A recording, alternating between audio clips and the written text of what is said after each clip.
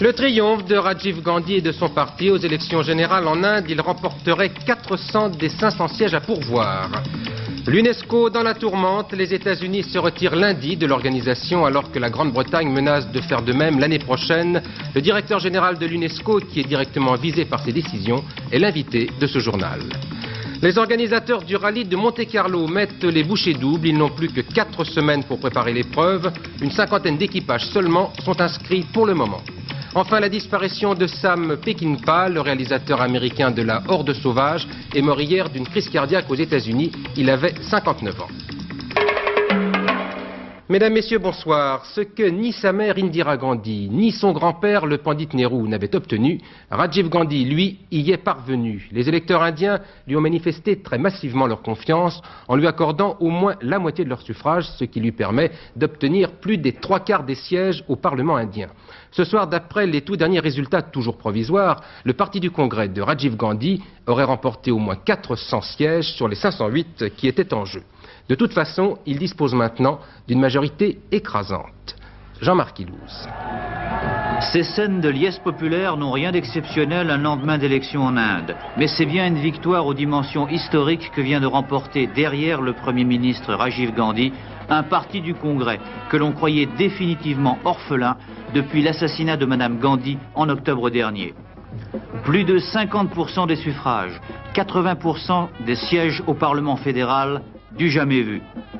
Aux 2 grands partis d'opposition de droite ne restent que des miettes. Dans leur fief traditionnel du Bengale et du Kerala, les 2 partis communistes locaux maintiennent difficilement leur position. Partout ailleurs, surtout en pays hindous, le parti du Congrès se renforce, souvent même au détriment des minorités musulmanes ou sikhs. Un seul État, l'Andhra Pradesh, échappe au raz-de-marée. On y a voté d'abord contre le parti de Madame Gandhi, parti accusé d'avoir multiplié les intrigues pour se débarrasser politiquement de Rama Rao, ancien acteur immensément populaire et ennemi juré de la famille Gandhi.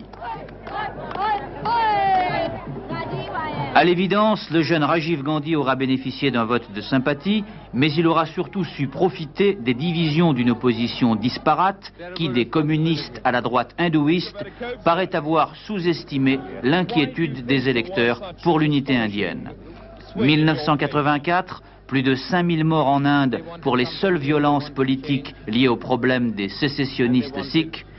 En basant sa campagne sur le thème de la menace intérieure et du complot étranger, Rajiv Gandhi, lui, aura su rassurer et finalement convaincre. Oui, cette victoire du parti du Congrès, c'est aussi le triomphe d'un homme, Rajiv Gandhi, qui était quasiment inconnu il y a 2 mois. Alors à cette époque, rien ne laissait penser qu'il ferait une carrière politique. La politique ne semblait d'ailleurs pas l'intéresser, jusqu'à ce qu'il soit propulsé sur le devant de la scène au lendemain de l'assassinat d'Indira Gandhi, sa mère. En quelques semaines, il s'est imposé, laminant une opposition déjà très affaiblie. Voici maintenant le portrait de ce nouveau chef de la dynastie Gandhi, avec Jean-Marc Ilouz. Timide, réservé, sans ambition dévorante, lors de sa première apparition télévisée au soir de l'assassinat de sa mère Indira Gandhi, le nouveau Premier ministre indien, Rajiv Gandhi, ne donnait guère l'impression de pouvoir conduire son parti à la victoire. Or aujourd'hui, voilà que le petit-fils de Nehru, le fils d'Indira, ici aux obsèques de Madame Gandhi, voilà que l'héritier dans le sang d'un pouvoir qu'il n'avait pas brigué, porte plus haut encore que ses grands anciens le flambeau d'un parti du Congrès pourtant usé par plus de 30 ans de pouvoir. Le vote de sympathie pour l'orphelin qu'il y a quelques semaines à peine prêtait serment n'explique pas tout. À 40 ans, l'ancien pilote de ligne devenu Premier ministre, le novice de la politique confronté aux revendications sécessionnistes sikhs, aura donc su, en 2 mois, se rendre maître de l'appareil d'État, discipliner un parti divisé et corrompu, et endiguer, au moins temporairement, la vague de violence entre sikhs et hindous qui déferlait après l'assassinat de Madame Gandhi. Manifestement, le vainqueur d'aujourd'hui et son entourage de jeunes technocrates ont fait preuve d'une efficacité inattendue. Sa volonté de lutte contre la corruption avait fait sourire. Quelques sanctions spectaculaires dans son propre parti ont certainement frappé l'opinion. Une opinion indienne, souvent plus sensible, c'est vrai, à la personnalité d'un candidat qu'à son programme, mais peut-on dire pour autant qu'elle a surtout voté pour le fils de Madame Gandhi? Je crois pas. il y avait les autres facteurs. Premier, je crois qu'il y avait un sentiment parmi les Indiens, dans les villages et partout, que la sécurité de l'Inde et l'unité était menacée. À cause de Sikhs et d'autres problèmes, ils voulaient un gouvernement fort. Et il y avait un accord autour de Rajiv Gandhi pour leadership de l'Inde et ils ont supporté. Seconde, je crois qu'il y a un sentiment en Inde que c'est une bonne personne. Il n'est pas touché par le cynisme des politiciens et je crois que ça joue un rôle aussi. Oui, l'une des premières crises qu'aura eu à connaître Rajiv Gandhi, c'est la tragédie de Bhopal où plus de 2000 personnes sont mortes à la suite d'émanations de gaz d'une usine chimique de la compagnie Union Carbide. À ce sujet, un cabinet d'avocats américains vient de réclamer à cette société Union Carbide 80 milliards de dollars, c'est-à-dire près de 800 milliards de francs de dommages et intérêts. Ils l'ont fait au nom de 22 Indiens qui ont été blessés lors de la catastrophe. En France, la nouvelle année pointe le bout de son nez. Dans 48 heures, on ressortira les cotillons et les langues de belle-mère. Mais en attendant, il faut évoquer une réalité moins souriante sans doute, mais traditionnelle en début d'année, à savoir le cortège de hausse qui nous attend au 1er janvier. Martine Gilson nous les décrit par le menu. D'abord, ce qui va sortir de votre portefeuille. Le gaz, plus 4,5% en moyenne à partir du 1er janvier. Même chose pour l'électricité, mais en février. Les loyers. Plus 5,25% pour les HLM, un peu plus pour les autres loyers, mais tout dépend de l'indice de la construction. Les carburants. Les hausses interviennent à partir du 11 janvier. À prévoir pour le super une augmentation de 12 à 13 centimes par litre, pour l'ordinaire et le gazoil de 10 à 11 centimes, et pour le fioul domestique de 8 à 9 centimes. Dans les hôpitaux, le forfait hospitalier va passer de 21 à 22 francs à partir du 1er janvier. À la même date, le prix des consultations à l'hôpital devrait être aligné sur les tarifs des médecins de ville. Exemple, pour un généraliste, la consultation passerait d'environ 27 francs à 70 francs. Enfin, dans les cinémas, la place vous coûtera 1 franc de plus. Maintenant, ce qui va rentrer dans votre portefeuille. Les allocations familiales, plus 3,4% dès le 1er janvier. Le minimum vieillesse, lui aussi, augmente de 3,4%. Enfin, si vous avez entre 60 et 65 ans, et si vous êtes en garantie de ressources, votre prestation augmentera de 2%. En politique, le Conseil constitutionnel devait se prononcer sur le projet de budget 1985 après le recours déposé par le RPR. Alors il l'a fait tout à l'heure. Pour ce qui concerne les crédits des PTT, le Conseil a estimé que sur ce point précis, le projet de budget était bien conforme. En revanche, le même Conseil a jugé non conforme certains points du projet de loi Chevènement, et notamment la possibilité de créer des écoles publiques sans l'accord des municipalités. Pourtant, d'après le ministère des Finances, cela ne doit pas empêcher la promulgation prochaine de la loi des finances pour 85. Nous avons abondamment parlé ces derniers jours des télévisions privées locales, un sujet qui est à l'étude actuellement du côté de l'Élysée et du gouvernement, mais sans qu'aucune décision n'ait encore été prise. Nous faisions le point hier soir en détail sur ce dossier en rappelant qu'il y a les partisans et les adversaires de cette libéralisation et en évoquant leurs arguments. Reste que si la décision est prise, ou si elle devait l'être, comme le laisse penser une rumeur très insistante, le problème de la réglementation se poserait alors, un peu à l'image de ce qui s'est produit pour les radios libres. Il s'agirait alors d'éviter une situation à l'italienne, dans laquelle les télévisions privées vivent dans la plus parfaite anarchie. Patrick Esther a étudié ce problème qui nous permet d'aller un peu plus loin sur ce dossier. Programme de télévision à l'italienne, vaste choix pour le téléspectateur, il existe dans ce pays plus de 600 chaînes locales privées. Mais des chaînes très spécialisées, certaines dans la diffusion de films pornographiques, de séries B américaines, de feuilletons, ou bien encore de jeux télévisés faisant largement appel à l'argent. Une liberté des ondes qui a abouti, 7 ans après le vote de la loi italienne, à l'anarchie, à la déstabilisation de la télévision d'État, mais aussi un contre-coup terrible pour la production cinématographique italienne. La grande crainte des pouvoirs publics, c'est de voir en France une telle situation se reproduire, d'où la nécessité d'instaurer des garde-fous. Pour exister, les télévisions locales devront accepter des contraintes précises. Une loi est prête depuis 29 juillet 82 qui prévoit que les télévisions privées hertziennes devront subir un cahier des charges. C'est d'ailleurs le cas de Canal+. Et la solution est là, elle est dans les cahiers des charges qui correspondront aux garde-fous dont vous nous parlez. Alors ces cahiers des charges peuvent prévoir, selon le candidat d'ailleurs, des contraintes infinies, illimitées. Je prends des exemples au hasard. Taux de création française, taux de création originale, limitation de puissance, ne pas gêner le service public, respect des droits sacrés du cinéma, sans quoi ne pas passer de film, autant de contraintes sans doute difficilement supportables, et si le candidat ne les respecte pas, on lui retirera l'autorisation, mais là, la volonté politique devra être plus forte qu'en radio libre, par exemple. L'autorisation d'émettre pour les télévisions privées provoquera probablement plus de remous encore que ne l'avait fait la mise en place des radios locales. En télévision, les fréquences disponibles sont encore plus rares que sur la bande FM. Les places seront chères, c'est l'une des formes du pari audiovisuel de demain.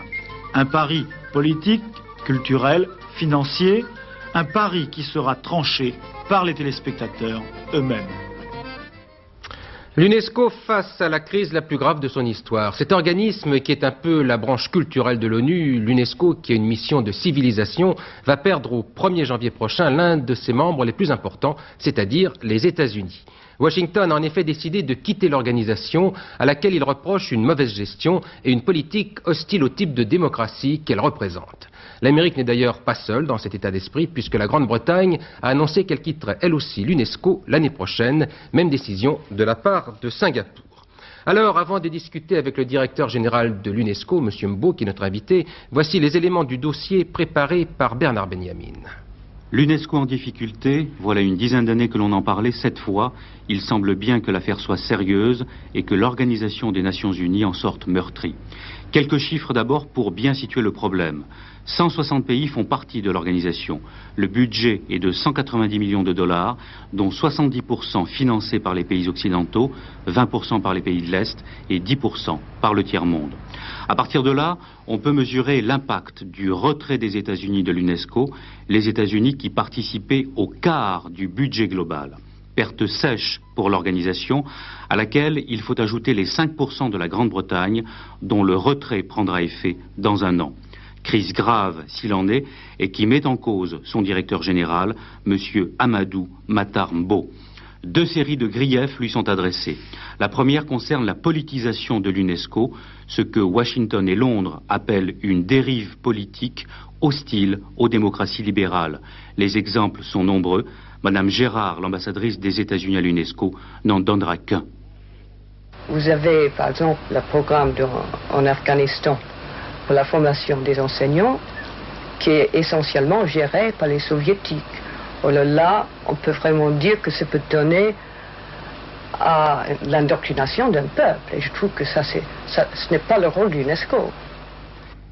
Deuxième série de griefs, la mauvaise gestion de l'UNESCO. Et là encore, c'est le directeur général et ses méthodes qui sont visés. Vous avez le fait que sur chaque 10 dollars, seulement 2 dollars arrivent au tiers-monde dans les programmes efficaces pour aider dans le développement. Tandis que les 8 autres, c'est mangé par une administration budgétaire forte. Ces raisons et quelques autres ont donc poussé les États-Unis et la Grande-Bretagne à partir. Ce sont des décisions capitales qui, par-delà M. Mbo, touchent de plein fouet une organisation internationale dont les objectifs, éducation, sciences et culture, ne sont contestés par personne. Alors ça, c'était donc le dossier de l'accusation. Monsieur Mbo, vous êtes directeur général de l'organisation de l'UNESCO et vous êtes très directement mis en cause par cette crise. Alors j'aimerais qu'on aborde les deux principaux problèmes, à commencer par le gaspillage. Écoutez, d'abord, il faut mettre au point les choses. Je ne suis mis en cause par personne. Votre nom revient constamment, le Congrès des États-Unis vous met en cause? Non, pas du tout. Absolument pas. Le Congrès des États-Unis ne m'a absolument pas mis en cause. C'est dans la presse qu'on met en cause le directeur général de l'UNESCO. Et d'ailleurs, ce sont les personnes qui, comme celle qui vient de parler, qui mettent en cause parfois le directeur général de l'organisation. Vous pensez à qui? Ni le gouvernement des États-Unis d'Amérique, ni le gouvernement d'aucun État membre n'a mis en cause et ne peut mettre en cause ma personne en ce qui concerne notamment la gestion de l'organisation. Et je vais vous donner des faits simples. Enfin, on ne met pas en cause votre personne, mais votre fonction. Vous êtes directeur général de l'organisation. Oui, mais vous êtes responsable. Je suis directeur général de l'organisation, mais je ne suis pas responsable des programmes qu'adoptent les États membres. Alors, je leur propose, sur la base de leurs directives des programmes, et les États membres les adoptent et j'exécute. Parlons de la gestion, par exemple. Parlons de la gestion. D'abord, je remarque qu'en matière de gestion, on ne parle plus de mauvaise gestion. C'est comme si le directeur général gérait mal l'organisation. Cette dame a parlé de 80% des dépenses qui sont la représentante américaine à l'UNESCO. Oui, la représentante américaine à l'UNESCO, l'ambassadeur, Mme Gérard, ambassadeur des États-Unis auprès de l'UNESCO, parle de 80% des dépenses qui sont faites au siège et 20% qui sont faites ailleurs. C'est ça qu'elle appelle la mauvaise gestion. Il y a 80% qui seraient effectivement aux dépenses de fonctionnement, en définitive. Bien. Alors, je dirais tout de suite que cela est absolument faux. Mme Gérard ignore totalement, quoique ambassadeur des États-Unis auprès de l'UNESCO, ce qui se passe à l'UNESCO. Elle est politicienne, elle fait de la politique, mais aucun scientifique, aucun éducateur américain, aucune personne de culture américaine n'a contesté les programmes de l'UNESCO et n'allait dans le sens de ce qu'elle dit. Quels sont vos chiffres à vous? Mes chiffres à moi, l'UNESCO est une organisation de coopération intellectuelle. Et en tant qu'organisation de coopération intellectuelle, elle a effectivement du personnel à Paris, mais je vous donne des faits précis. Mais elle a surtout une mission dans le tiers-monde. Oui, pas seulement dans le tiers-monde. L'UNESCO n'est pas une organisation de développement. C'est une organisation de coopération intellectuelle internationale. En conséquence, comparer l'UNESCO au programme des Nations Unies pour le développement ou à une organisation chargée d'aider le tiers-monde est une erreur fondamentale. Et cette erreur, Mme Gérard la connaît parce qu'elle est ignorante. Je me permets de vous le dire, elle m'écoute en ce moment-ci, mais je suis prêt, devant son pays, à démontrer qu'elle est ignorante. Et devant le conseil exécutif de l'UNESCO, dont elle est membre, elle n'a jamais soutenu un tel point de vue. Elle le soutient à travers la presse, mais elle ne le soutient pas devant les instances, c'est-à-dire devant les personnes contestées. Et ce qu'elle dit est contesté également par tous les milieux culturels, éducatifs, scientifiques des États-Unis d'Amérique qui coopèrent avec l'UNESCO.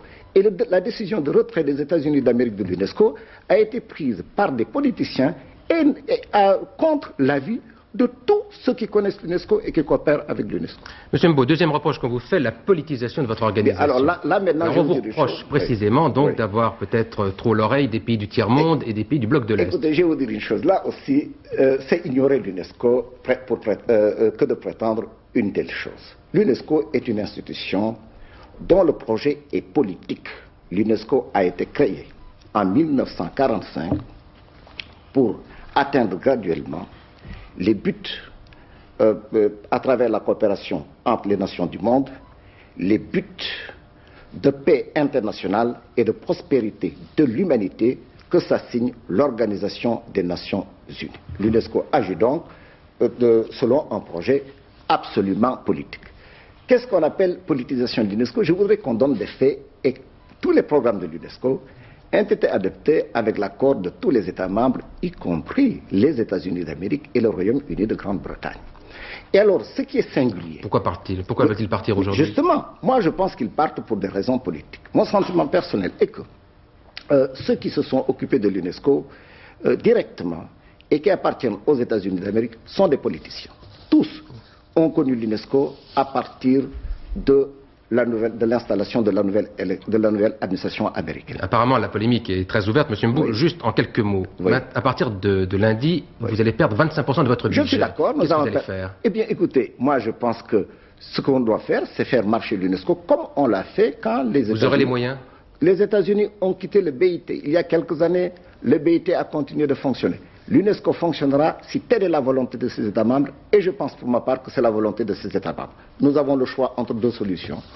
Merci. D'une part, trouver des moyens complémentaires ou réduire les dépenses de l'UNESCO en conséquence. Et j'ai la certitude que l'UNESCO continuera. Et il est essentiel que l'UNESCO continue, parce que l'UNESCO est indispensable à la coopération internationale.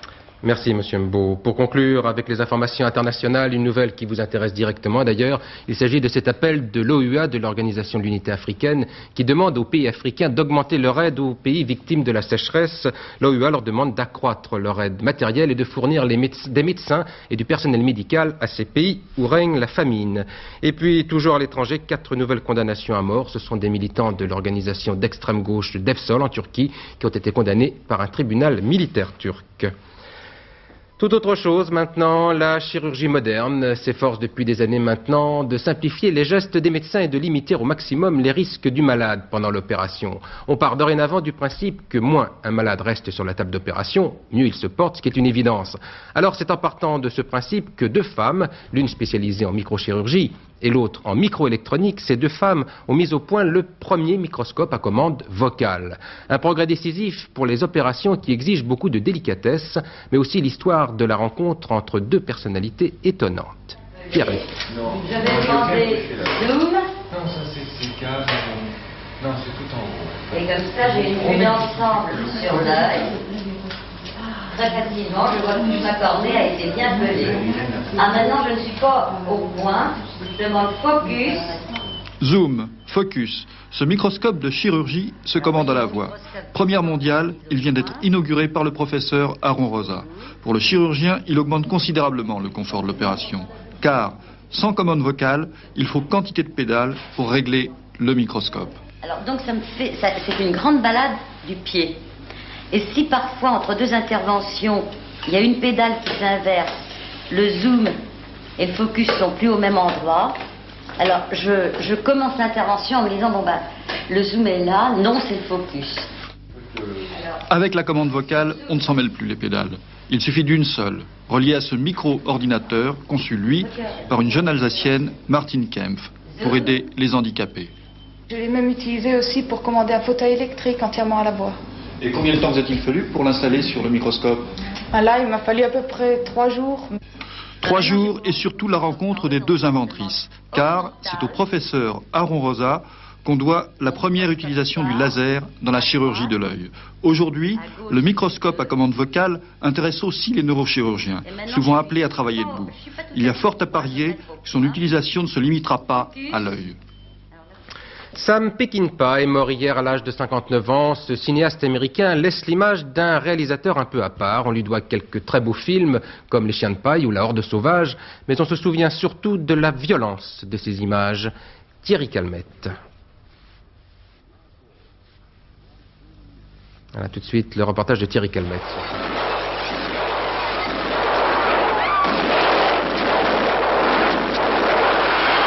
La Horde sauvage en 1968 fait de Sam Peckinpah le cinéaste de l'ultraviolence. Fasciste même, disaient de lui certains de ses détracteurs. Erreur, affirmait-il. Sur les 14 films tournés en 20 ans de carrière à Hollywood, le cinéaste voulait dénoncer la violence en donnant de la guerre et de l'horreur une représentation aussi parfaite que possible. Major Dundee, Pat Garrett et Billy the Kid, La balade de Cable Hogg, Le guet-apens, film policier ou western. He felt the three Rusters boys may still be alive. L'utilisation du ralenti, les gros plans sur les impacts de balles, les chutes de cheval ou les accidents de voiture annoncent le cinéma d'aujourd'hui. Sam Peckinpah a surtout filmé des histoires de losers, des perdants.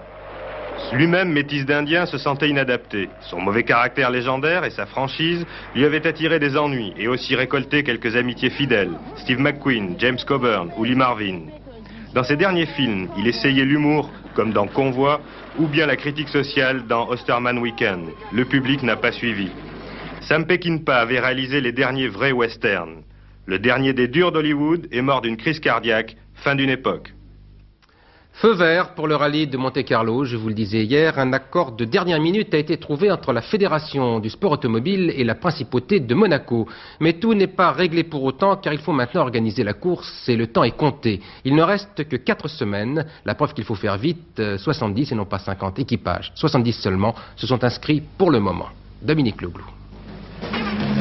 24 heures après le feu vert, ils ne sont ce soir que 70 inscrits pour le 53e rallye de Monte-Carlo. Du côté des grandes écuries, partant certains, Peugeot, après ses 3 brillants et récents succès, compte sur le Monte-Carlo pour affirmer sur le territoire national son image de marque conquérante. 3 205 Turbo 16 au départ, celle d'Ari Vatanen, Salonen et Bruno Sabi.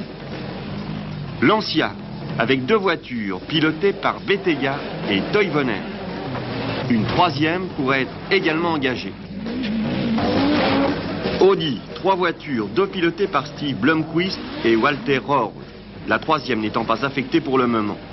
Opel et Citroën, pour l'instant, ne participeraient pas. Quant à la régie Renault, elle est prête à modifier sa R11 Turbo pour la faire accéder au groupe A et la confier à Jean Ragnetti. Voilà pour les grands. Mais les autres, ceux qui d'habitude constituent l'essentiel des concurrents, ceux que l'on appelle les amateurs, ont-ils encore la possibilité d'être prêts le 26 janvier? Pour nous, cette annonce tardive est dramatique. Il faut dire que les amateurs se sont fait... On s'est moqué des amateurs complètement. Et je crois que le président de la Fédération française y est pour beaucoup. Les amateurs représentent les 3/4 du plateau d'un rallye de Monte-Carlo. Aujourd'hui, pour moi, il est impossible de trouver un budget en 15 jours pour participer à ce rallye. Vous êtes déçu? Ah, très déçu. Depuis que j'ai fait 5 fois le rallye de Monte-Carlo, depuis que je suis tout petit, je suis passionné par ça. Ne pas faire le rallye de Monte-Carlo, pour moi, c'est à en pleurer. Il reste 15 jours à tous ces amateurs pour trouver ce qui leur manque, soit 100 000 francs. 15 jours de lutte pour que le 53e rallye de Monte-Carlo ressemble au précédent. 250 équipes au départ, un pari impossible, mais impossible n'est pas monégasque. Et puis, succéder à Walter Orle au palmarès, c'est une belle référence, non? Il n'y avait pas de tiercé aujourd'hui, il est remplacé par celui du 1er janvier. En revanche, les chevaux seront au départ demain à Vincennes pour le prix de Bar-le-Duc. Voici les pronostics de Pierrette Bresse.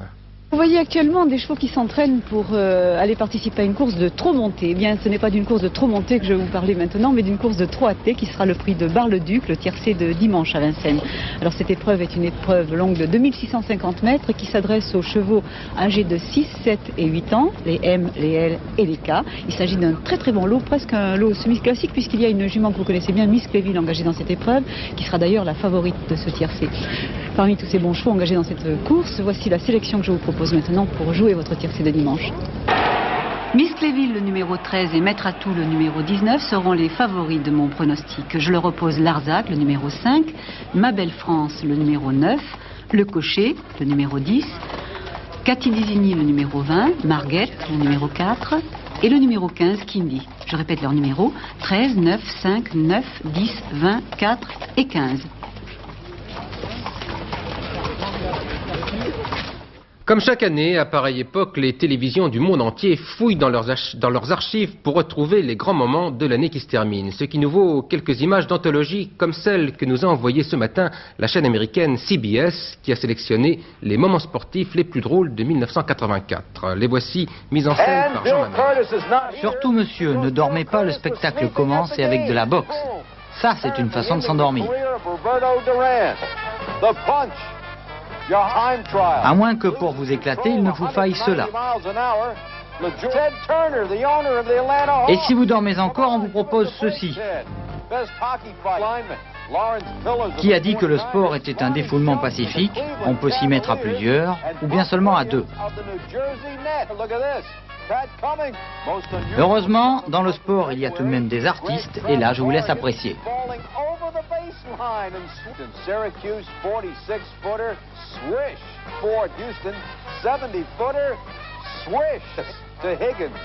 Comme c'est facile parfois. Mais encore plus fort, ce coup de golf de Tom Kite de 150 mètres. Quant à celui de Peter Jacobson, là, j'en reste muet.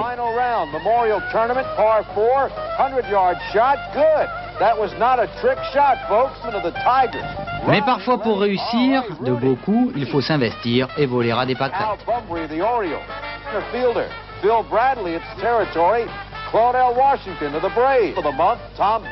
Voilà, c'est fini, youpi, mais notre ami n'est toujours pas convaincu. Oui, ça bougeait aussi à Remiremont aujourd'hui dans les Vosges avec un mini tremblement de terre qui n'a fait heureusement ni victime ni dégâts mais qui a flanqué une sacrée frousse aux habitants de la région. Ce n'est pas la première fois que cette ville est la victime d'un tremblement de terre puisque le sol y a bougé 7 fois en 300 ans. On ne parlait d'ailleurs que de cela ce matin dans les rues de la ville. Si on en parle à un instant là...